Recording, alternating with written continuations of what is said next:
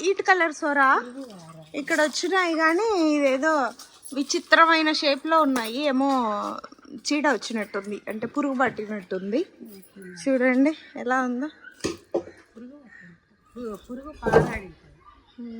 ఏమో మరి కోద్దామా, ఇంకొంచెం మెరగనిద్దామా, నెక్స్ట్ హార్వెస్ట్కి కోద్దాం.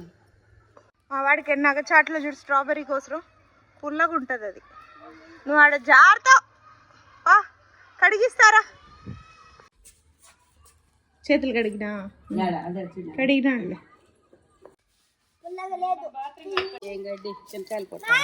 కాదు గడ్డి కొంచెం టేస్ట్ చేయి.